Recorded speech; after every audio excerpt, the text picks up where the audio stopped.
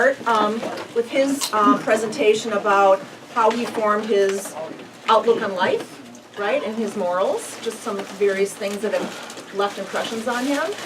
And then we will follow, and there'll be time for some comments. And then we will follow that up with Alan's presentation about his life, okay? So Dunham has been with us for over a year? Yeah, I started like last August. Oh, okay, so about a little under a year and a half. And once he attended a couple of the lunch and learns, came to me and wanted to share his thoughts on something. So I'm going to hand the floor over to you, Dunham, okay? Okay. Can you begin now? You can begin now, please. Most parents want to teach their kids about proper behavior and etiquette. Often parents and teachers make such statements as, no pushing and shoving, no name calling, never play with matches. Indeed, parents and teachers have a duty to keep children safe. However, as kids get older, peer relations tend to take effect. Often this makes kids and teens feel compelled to dress a certain way or listen to a particular kind of music to fit in.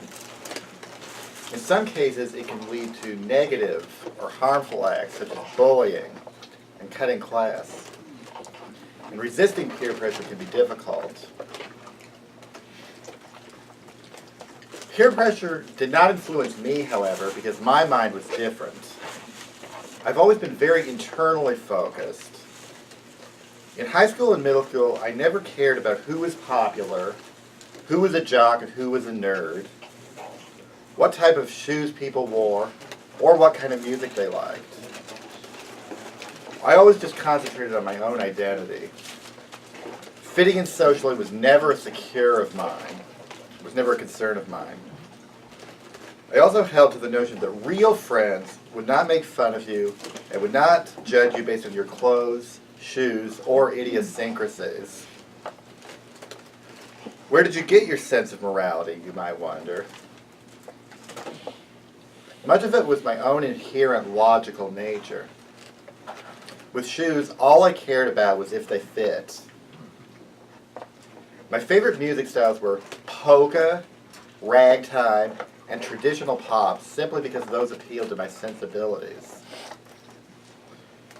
My parents did pass along moral adages to me, but I did not accept them at face value. In fact, I was able to call them out on many inconsistencies.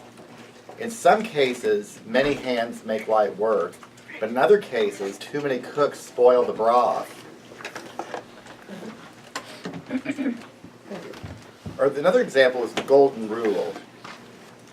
Treat others the same way that you would like to be treated. But when I thought about that, I saw a problem. The way that you'd like to be treated is not necessarily the way somebody else would like to be treated. So it could potentially lead to a conflict. And I was probably about 11 or 12 when I independently thought of that, using my own reasoning. Or there's another time when we went on a trip to Wisconsin, and we stopped into a tourist gift shop, and it was called the Wampum Shop. And my dad started pointing out things that he thought any young boy would be amused by.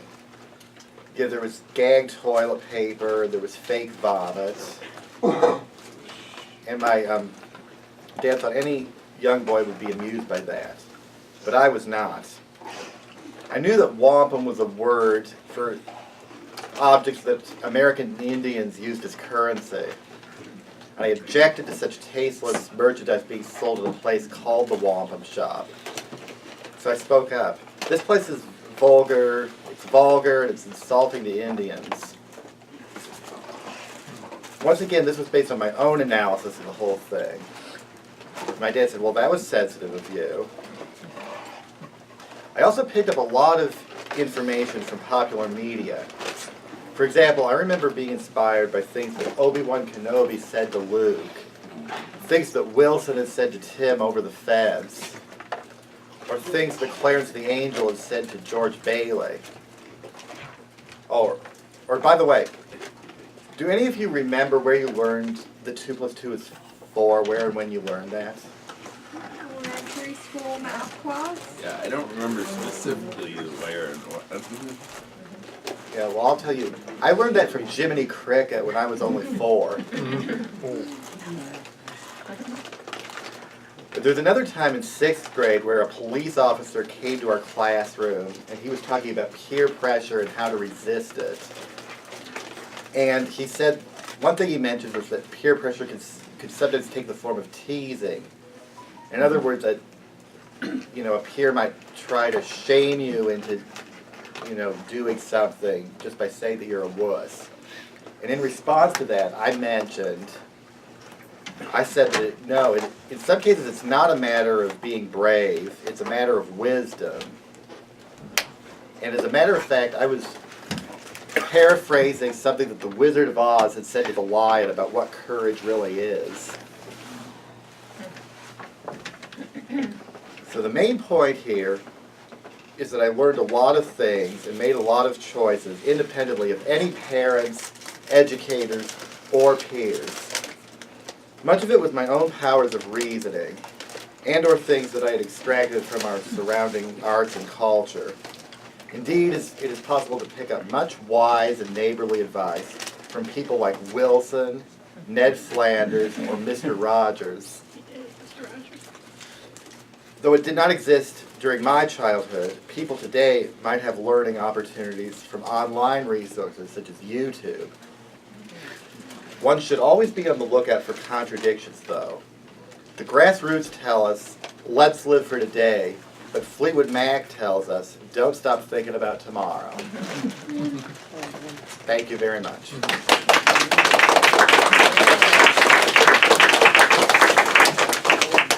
Any comments, anything? I'm just curious with how you mentioned all the different influences, including TV shows. How did you mentally sort which ones were negative versus which ones were positive? Because I know, well, TV shows like Mr. Rogers' Neighborhood or Arthur or something are designed to have positive messages. A bunch of shows, especially cartoons and comedies and stuff, have pretty mixed, occasionally negative messages. So how did you separate what was actually good versus what only worked for the sense of comedy in the show? Well, that's a good question.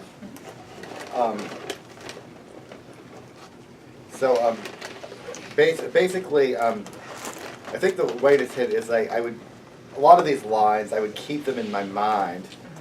I would have them in my mind, you know, a lot of the stuff, and I would kind of like summon them out whenever I saw a place where one of them seemed to apply. Or like, I remember one time hearing Mr. Rogers say something about, you know, real friends don't make fun of real friends. And I thought, well, that's something I should say, you know, anytime I'm concerned about, you know, peers, you know, making fun of each other. So I held on to that quote. But then other times,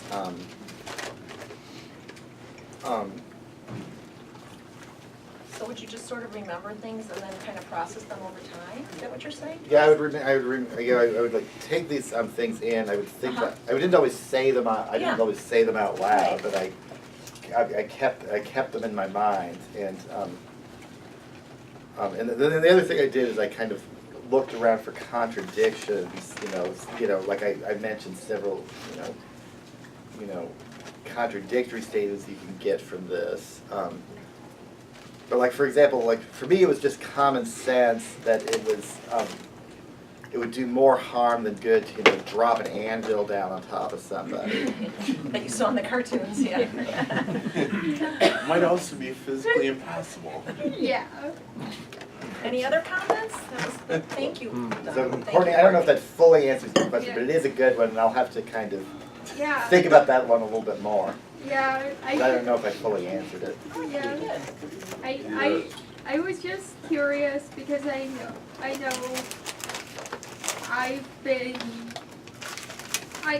I know that Courtney, can I you look know up? that people always need to think through things when they're getting inputs from all over. Yeah. Especially in the modern culture where you have TV, internet, everything from such an early age. Okay. Yeah. Any other comments from the audience? Yeah, you do look like you've lost some weight. Okay, well, I'm working on that, so, so I'm glad to hear that it looks like it. I've actually worked on that over the course of the past several years. So if you want to share any tips or techniques or want me to share what's worked for me, I'd be happy to talk to you about what I found has worked. And also, when it comes to things that are very personal, like weight, what you're eating, typically it's lovely that you said that. It's also nice to approach somebody in sort of a private way and say that to them, Right. at an individual basis rather than noting it. Okay, so Sorry. anything else? Any more questions? Yeah, I have a question. Oh, you do? Yes. How do you deal with like you're saying like a lot of idioms and stuff kind of contradict themselves?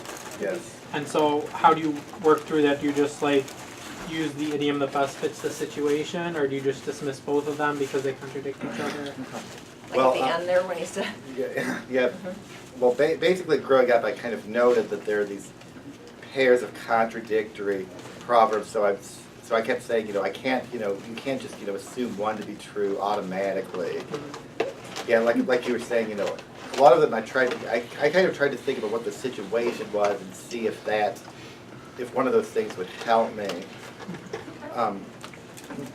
so you kind of look to your environment sometimes Yeah, so, assessing the and situation. other influences to help you make sense. Is that what you're saying? To make sense and see if, and I would like try to think like, is there a, sometimes I would think, well, is there a, an episode of The Simpsons that, featured a similar situation and what kinds of things were said and done in that and how did it turn out and so I tried to, sum it up in my mind some of those quotes. I was gonna say, I wonder if you agree with this. Sometimes when you see something in TV or movie, sometimes the more absurd situations are the ones you can learn from best because they stick in your mind. Do you have like a brief example of that? I can't think of one off the top of my head, but like when somebody really does something outright, like you have the example of dropping the anvil on somebody's head. Sometimes that's what really sticks in your mind because it's so absurd. Like, how or why would I ever drop an anvil on somebody's head? Good point. Maria? This isn't maybe a direct example, but I remember when I was in high school Spanish class, we had to memorize these songs to learn certain grammar rules, and everyone hated the songs. They thought they were annoying, and when they asked the teacher about it, she said we were learning it because they're annoying, because they're easy to remember. That's so Now you remember it. Right. You remember that statement anyways. I don't know if you remember the song, but you remember the statement, don't you? I don't remember much about. Yeah. I when I was But it helped them out. when I was about 8 years old or so, I took a class reading about geography and we learned a song about the capitals and countries in South America, and I can still remember parts of the song. Or Donna? bears and also Okay. bears what Thank bears you. happen. I think you left your impression on people and made some good points, and we appreciate it takes guts to get up here, and we really appreciate it. So another round of applause. Now it's Adam's turn. Wait. Okay.